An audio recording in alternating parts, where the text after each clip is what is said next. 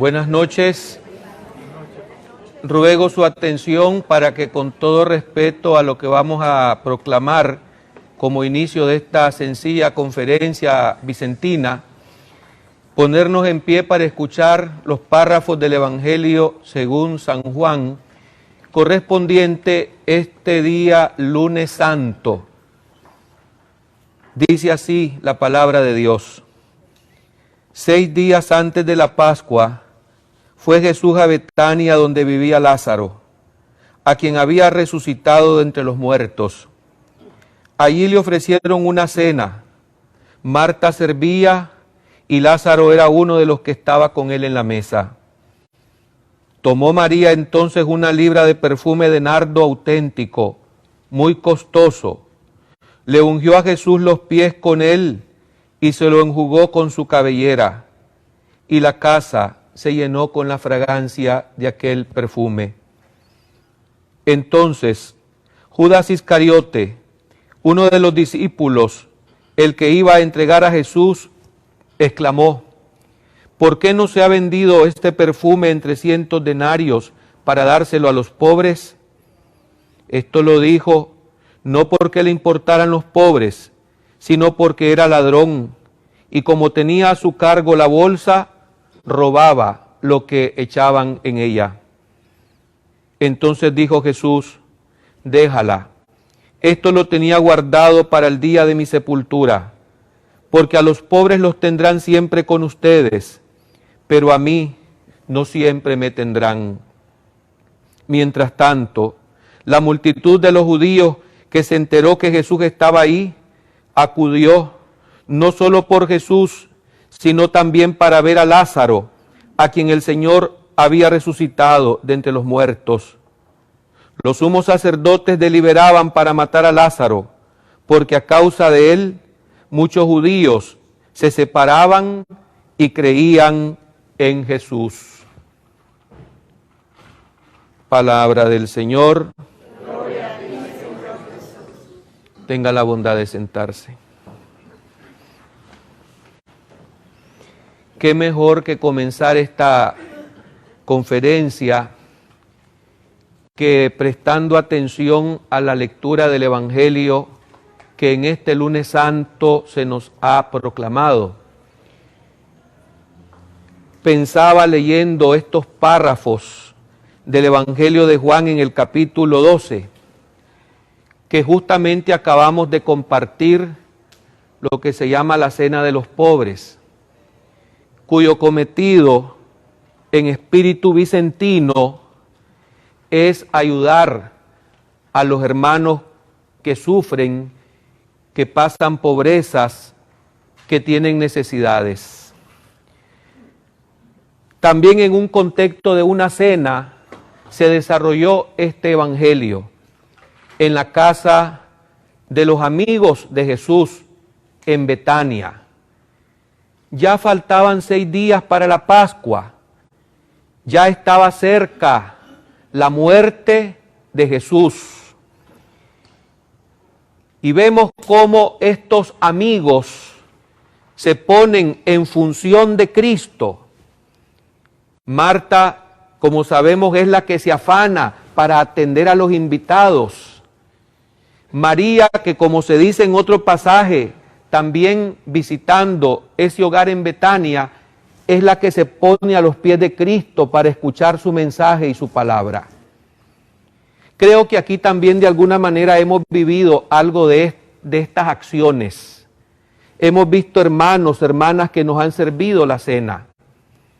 Otros han estado esperando este momento, ustedes, para venir a escuchar esta reflexión en espíritu paulino. Y en el marco de estos días grandes de la Semana Mayor, la semana que cambió la historia del mundo, venimos para considerar lo primero, esa vocación a la que todos los de Cristo hemos sido llamados, la vocación de la caridad, del amor. Voy a citar unas palabras de San Vicente que dirigió en una conferencia, él en vida, por supuesto, a sus sacerdotes de la misión y a las hijas de la caridad. Los pobres son nuestros señores y maestros, maestros de vida y pensamiento. Junto a ellos, la inteligencia se esclarece, el pensamiento se ratifica, la acción se ajusta, la vida se modela desde dentro, desde el interior. Creo que todos ustedes han escuchado hablar, y los que están participando de esta obra vicentina, sobre ese espíritu de caridad que particularmente Dios le concedió a San Vicente de Paúl, a tal punto que desde el año 1883, de todas las acciones de la caridad católicas, el Papa León XIII lo ha instituido su protector y su patrono.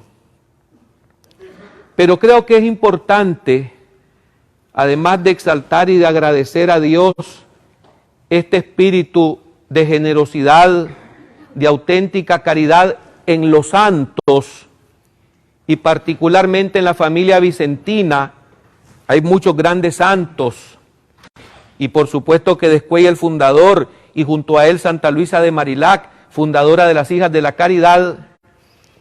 Digo que vale la pena que nos preguntemos cuáles son las motivaciones que realmente existen en los que queremos participar de alguna manera en estas obras de generosidad y de caridad católicas.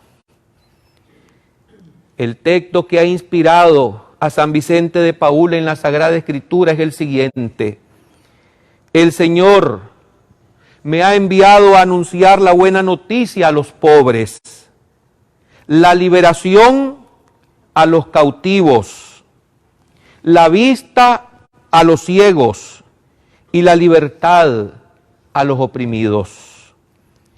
Lucas capítulo 4, versículo 18.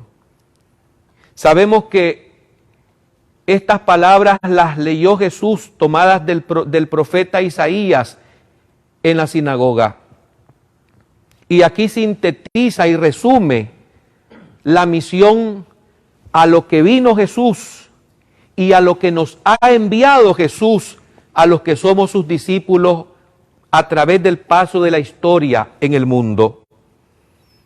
A anunciar la buena noticia. La primera acción de caridad que debemos tener los creyentes es contagiar nuestra fe en Cristo Jesús a los hermanos. Podemos tener toda la buena voluntad de hacer el bien a nuestros semejantes, a nuestros hermanos, pero si la motivación principal no es llevarlos al encuentro de Jesucristo, no es entonces una acción verdaderamente cristiana. Puede ser filantrópica o puede ser hasta egoísta. ¿Y por qué digo egoísta? Porque existimos toda clase de personas en el mundo y hay algunas personas que andan buscando dónde figurar y no dónde ayudar. Y existen también algunos sectores que bajo la excusa de hacer caridad, lo que hacen más bien es vivir descaradamente de la pobreza de los demás. Pienso, por ejemplo, en las corrientes comunistas, que tienen un programa y un populismo incesante, incisivo, donde se dice que velan por los pobres, pero lo que hacen es velar por su propio bolsillo y por sus propios intereses. Por lo cual, creo que debemos cuestionarnos como base fundamental si tenemos realmente claro a qué nos ha enviado el Señor, como lo tuvo clarísimamente San Vicente de Paúl. Lo primero, a anunciar la buena noticia a los pobres. No es lo primero levantar hospitales. No es lo primero hacer orfanatos. No es lo primero dar de comer al pobre o lo que podemos decir las obras de misericordia corporales, lo cuales son necesarias e importantes. Lo primero es transmitir a los demás nuestro amor a Dios, nuestra fe. Se cuenta en la vida de la Madre Teresa de Calcuta, que en una ocasión salió a las calles de la India y se encontró bajo un puente a una mujer que estaba completamente inconsciente y bajo efectos de la droga. Aquella religiosa, conmovida por aquella situación, tomó a aquella joven y llevándola a un lugar de casa caritativa fundada por ella, la bañó, la curó, la limpió, y cuando esta muchacha volvió en sí y vio la cara de la Madre Teresa, le preguntó lo siguiente: ¿por qué usted hace esto conmigo? Y la Madre Teresa le contestó: porque yo en ti veo a Jesucristo.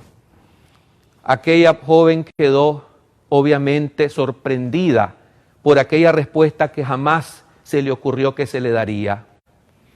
Creo que nosotros debemos cuestionarnos, sobre todo ahora que estamos entrando ya a los días grandes de la Pascua de Cristo, si las motivaciones que tenemos en esta sociedad vicentina realmente es la catequesis como lo primordial que predominó en el pensamiento y en la acción de los santos y por supuesto de San Vicente de Paúl. Su vida se basó en las palabras de este pasaje de la Sagrada Escritura, porque además de ir a anunciar la buena noticia a los pobres, también quiso y realizó con este anuncio la liberación de los cautivos. No hay peor cautividad, cautiverio, no hay peor esclavismo que permanecer en el pecado y no romper las cadenas del mismo. Y a eso vino Cristo, y a eso nos sigue enviando Jesucristo. Para que también abramos los ojos a los ciegos y le demos la libertad a los oprimidos. En la vida de San Vicente de Paúl, nosotros encontramos un afán constante que el Espíritu Santo puso en el corazón de este hombre para mitigar sobre todo el hambre de Dios en el corazón de los indigentes. Fíjense bien lo que he dicho, el hambre de Dios. Referí hace un momento que no es la primacía de la Iglesia o en el pensar de Cristo las fundaciones de grandes instituciones, fundaciones o asociaciones que vienen a paliar o a mitigar las necesidades de hambruna o de salud en el mundo. Esto sí es importante, pero es una consecuencia de lo primero.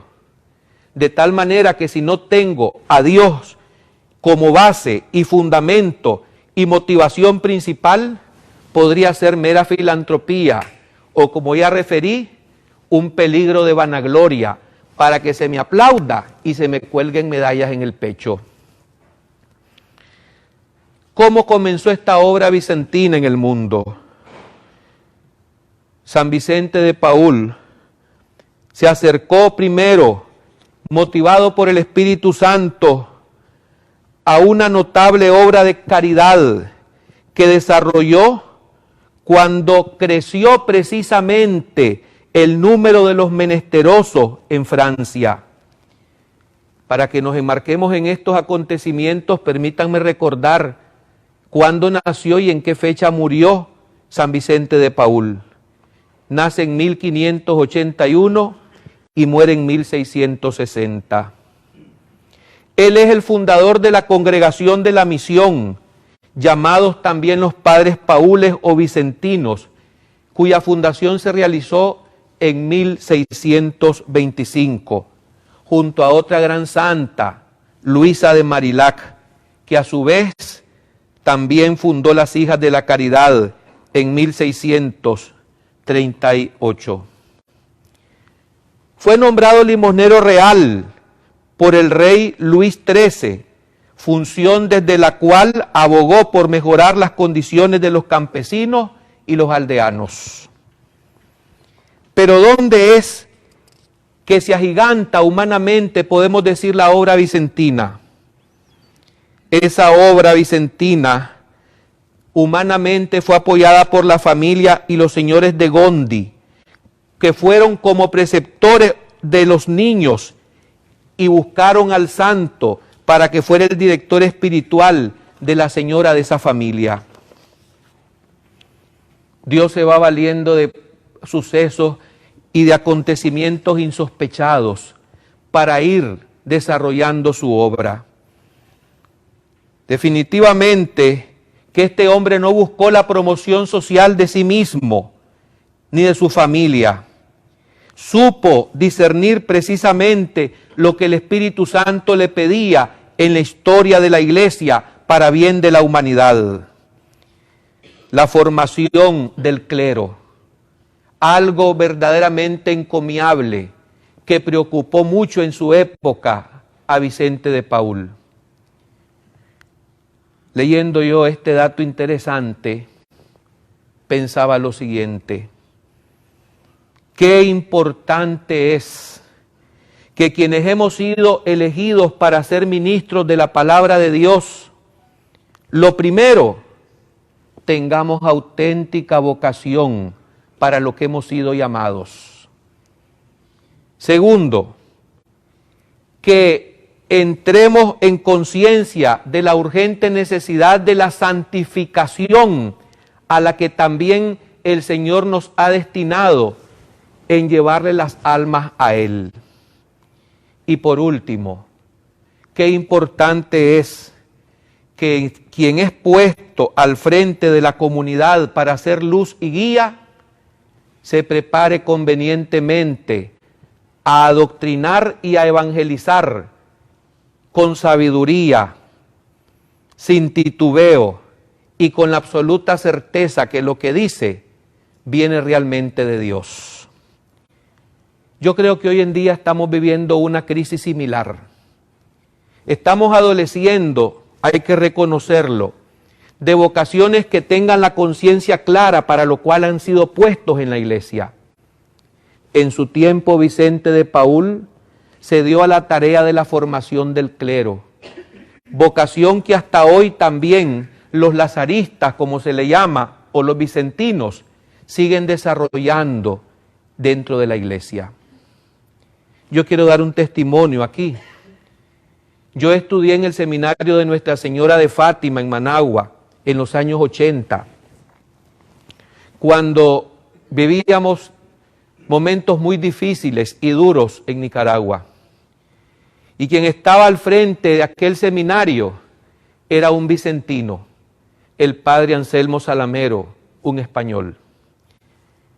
Recuerdo que encontrarme con aquel hombre, de vestir sencillo y de hablar también sencillo, era realmente entrar en contacto con aquella sotana raída, como se le llamó al padre de los pobres, Vicente de Paúl, pero simultáneamente con un hombre brillante, muy estudiado y muy inteligente. Junto a él también tuve la dicha de conocer a otro sacerdote que llegó desde tierras de Sudamérica, era colombiano, otro lazarista, hijo de San Vicente, el padre Jorge Ocampo Jaramillo, un hombre elocuentísimo y brillante, pero sobre todo enamorado de la obra, por formar a los futuros sacerdotes, que somos los que estamos ahora al frente de estas comunidades. Esta es la obra silenciosa, pero eficaz, que Dios le concedió también a San Vicente de Paúl y que sus hijos han de seguir dando continuidad en el paso del tiempo hasta que Dios lo permita. Hay una crisis contemporánea, no solamente en la congregación de la misión, yo creo que en todas las congregaciones y en las órdenes religiosas. Y me he preguntado muchas veces, ¿qué es lo que está pasando? Que hoy en día faltan las vocaciones y se adolece realmente de personal decidido a vivir los carismas de los padres o madres fundadores de las distintas casas religiosas. Y esto no es un invento. Veamos nosotros cómo se van quedando vacías las casas, las misiones, las parroquias que muchas de nuestras órdenes religiosas han regentado por años santamente. Yo he sido testigo en mi querida Nicaragua, por ejemplo en la diócesis de Granada, cómo se retiraron los hijos de San Ignacio de Loyola el año 2013 de la antigua parroquia de Jalteva, la parroquia de mi familia. He sido testigo cómo se han ido y han emigrado los franciscanos de las órdenes mendicantes en la ciudad de León, donde tenían a su cargo por siglos el templo de San Francisco, donde se dice que nació la gritería leonesa. Y así me pregunto también en las órdenes femeninas, ¿qué está pasando? Sencillamente que no se está viviendo cabalmente y fielmente el espíritu de sus fundadores. Cuando se traiciona el espíritu del fundador y se comercializa y se mundaniza, comienza a ser vulnerable, comienza a flaquear hasta que sucumbe. Pensaba yo en las obras gigantes, además de San Vicente, que Dios les conserve fieles a sus hijos hasta hoy, por ejemplo en los hijos de Don Bosco, o en los hijos de un San José de Calasanz, o en los hijos de un Juan Bautista de la Salle, que son inspirados por el Espíritu Santo, estos santos fundadores, para la formación cristiana de la juventud. Algunos orientados en su mayoría hacia los más vulnerables, hacia los más pobres. Pero viendo el paso del tiempo, ¿será que hoy en día conservan fielmente los hijos de estos padres fundadores este carisma de santidad? ¿O es que se piensan en negocios fabulosos que genera la educación en estos tiempos y que lastimosamente deja mucho que desear? Cuando las motivaciones no son rectas y santas, inmediatamente se nota porque los frutos desaparecen. La obra vicentina sigue vigente en el tiempo y yo creo que son ustedes los laicos los que están llamados, sobre todo en este espíritu de generosidad, a mantener viva la llama del auténtico espíritu caritativo y generoso del Padre Vicente de Paúl. Con cerca de 70 años de edad, San Vicente de Paúl todavía llegaba organizando programas de socorro, que repartía la sopa 2 veces al día a miles de pobres en San Lázaro. Alimentaba a miles más en las casas de las hijas de la caridad. Precisamente se le llama lazaristas, porque fue ahí en esa casa matriz donde estuvo el antiguo priorato de San Lázaro. Ahí comenzó la obra de darle la sopa a los pobres. Organizaba colectas para socorrer a los indigentes y a los desprotegidos y necesitados. ¿Cómo se están manejando estos fondos hoy? ¿Hacia dónde van las colectas que se realizan de parte de los sucesores de este santo? Yo creo que cuando se generan dudas, inmediatamente quienes pueden ayudar se echan para atrás y pierden la confianza porque no se les rinde cuenta dónde van sus donaciones. Aunque se dice que cuando uno da algo debe perder la pista de dónde va aquello, no hay, y seamos sinceros, mayor satisfacción que saber que lo que has dado, destino tiene rectamente, justo y santo. San Vicente era un hombre que vivía pobre y se le notaba que su amor a los pobres y a los indigentes era de corazón y no para exaltarse en su propio ego y mucho menos para enriquecimiento ilícito personal. Su muerte en junio de 1660 comienza a flaquear y a dejarles las fuerzas a San Vicente, hasta que le sorprendió su paso a la otra vida, su Pascua, el 27 de septiembre de ese mismo año 1660. Se cuenta que el predicador en sus funerales, Henry de Maupas d'Autour, dijo lo siguiente: poco faltó para cambiar la faz de la iglesia. Se agiganta la obra de este hombre porque viene del Espíritu Santo. Su beatificación el 13 de agosto de 1729 y su canonización el 16 de junio de 1737. Es curioso, su corazón fue extraído y se conserva como la principal reliquia, y que se conserva aún en la casa madre de las Hijas de la Caridad de París, en el Rue du Bac, mismo lugar donde se manifestó la Santísima Virgen María a una hija de la caridad, la Virgen Milagrosa, a Santa Catalina de Lauré. Ella asegura en sus escritos haber visto en una aparición el corazón de San Vicente en 3 colores distintos.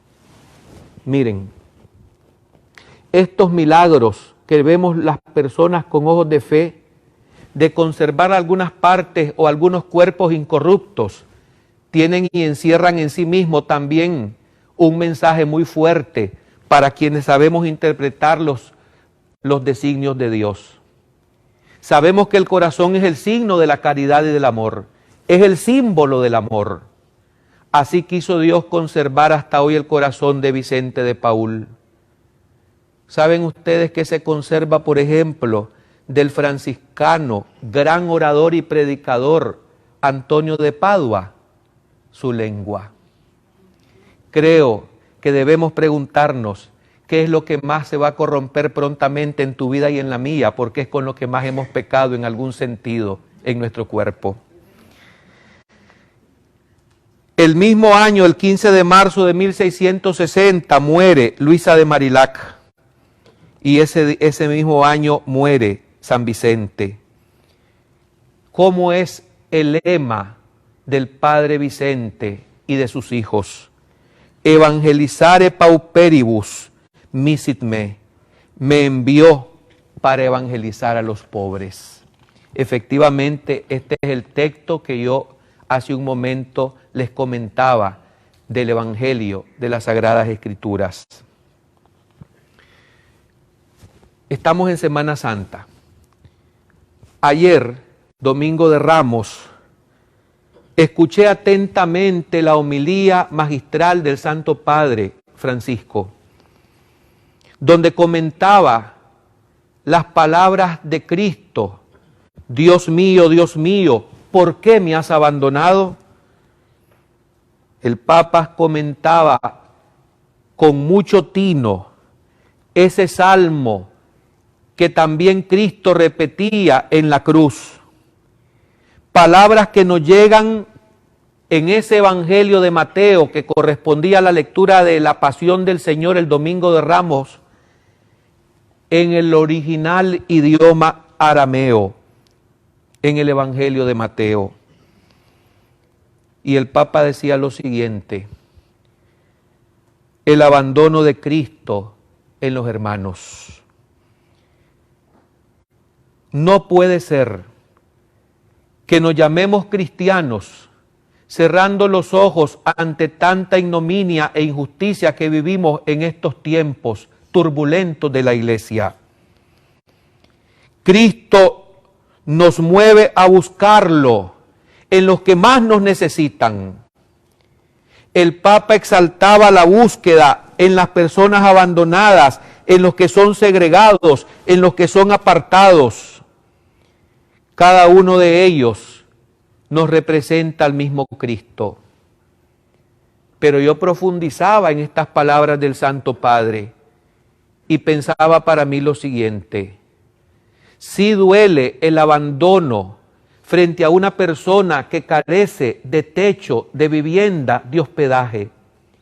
Precisamente el Santo Padre hacía referencia de un indigente que murió en las columnatas de Bernini y lo comparaba con el mismo Cristo.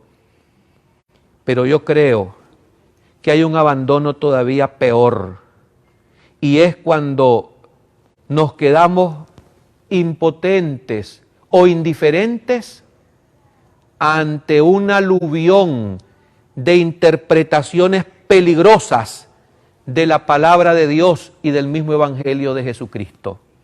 Esto, digo, es una interpretación personal, también porque debemos tener caridad espiritual, sobre todo los que somos curas y las que son monjas. Dice el Papa: hay otros Cristos abandonados, invisibles, y que son apartados con guante blanco. Y nos hacía pensar el Papa en los niños no nacidos, en los asesinados por los abortos, en los ancianos abandonados que pueden ser familiares, incluso cuando ya nos aburre y nos pesa el abuelo en la casa, o los mismos padres y madres porque son improductivos y queremos salir de ellos. Hay algunos que bajo la excusa de que basta de sufrir, les aplican la eutanasia. Estos son los que pueden ser descartados, como dice el Santo Padre, con guante blanco. Los enfermos no visitados, los discapacitados, los ignorados, los jóvenes, los abandonados, son una realidad en nuestras sociedades. Sin embargo, vuelvo y repito, el peor de los vicios de la sociedad actualmente es querer negar la misma divinidad de Cristo, queriendo interpretar su doctrina de manera errada, y los que sabemos que se está ultrajando de esta manera, nos quedamos como que si no pasa nada. Estos son los abusos también contemporáneos que nosotros debemos estar alertas y con valentía, por caridad, tratar de evitar que se propaguen y que se sigan con el cometido de envenenar los corazones de los que incluso no solamente se confiesan cristianos, sino que también son curas y obispos. Pidamos la gracia de poder ver y reconocer al Señor en los que están segregados, en los que están marginados y abandonados. Pienso en las obras de misericordia corporales, que creo que las tenemos que tratar de practicar, y permítanme recordarlas brevemente. Dar de comer al hambriento, dar de beber al sediento, dar posada al necesitado, vestir al que está desnudo, visitar al que esté enfermo, visitar y socorrer a los que están en prisión, a los presos, y enterrar a los muertos. Magnífico, ojalá que todos lo podamos hacer.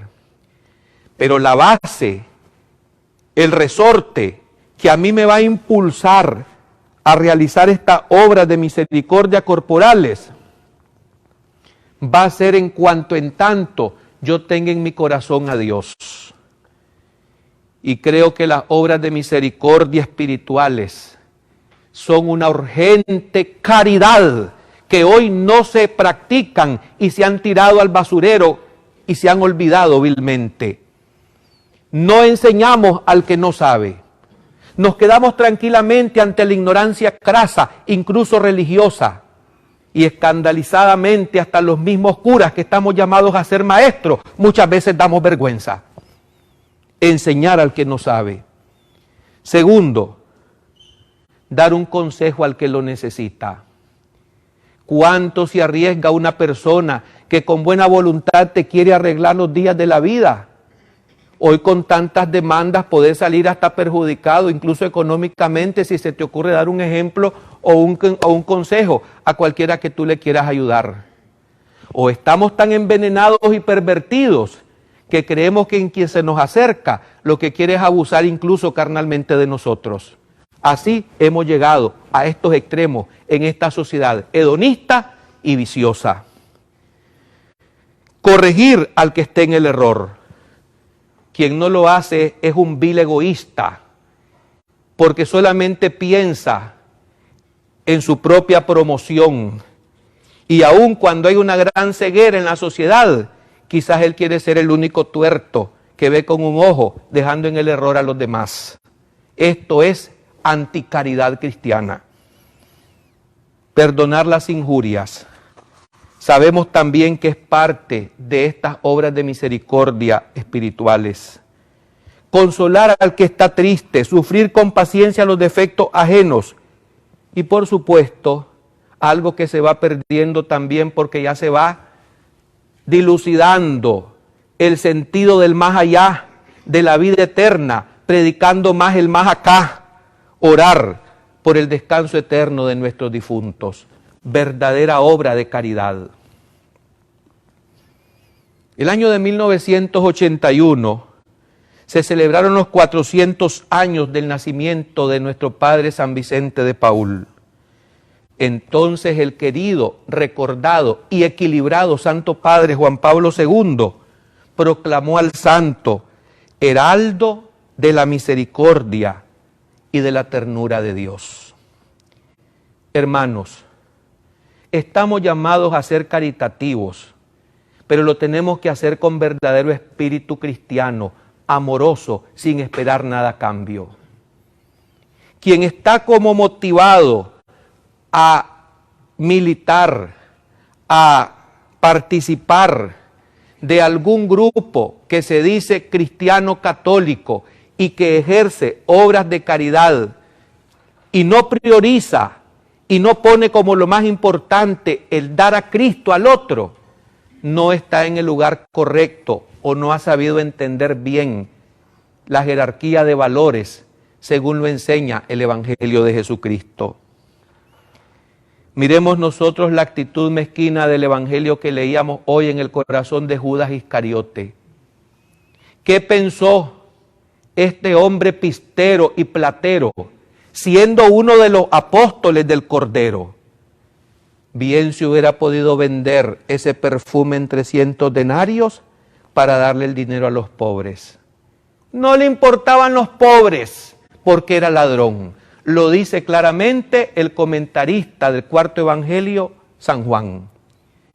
¿Cuántos ladrones, cuántos lobos con máscara de oveja y de buena gente se meten también en los grupos cristianos, dicen de caridad, para vivir a costilla de los pobres, con un discurso ampuloso y altisonante, pero con una vida despampanante de lujos y de descontroles en las cosas materiales?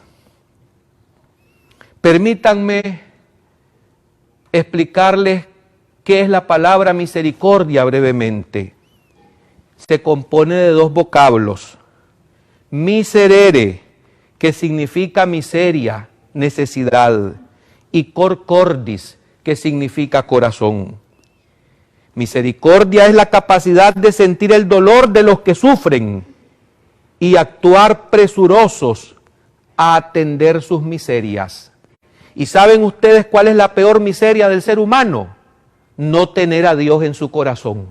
Y esta es la causa de la tragedia que estamos viviendo también en este mundo y en esta época.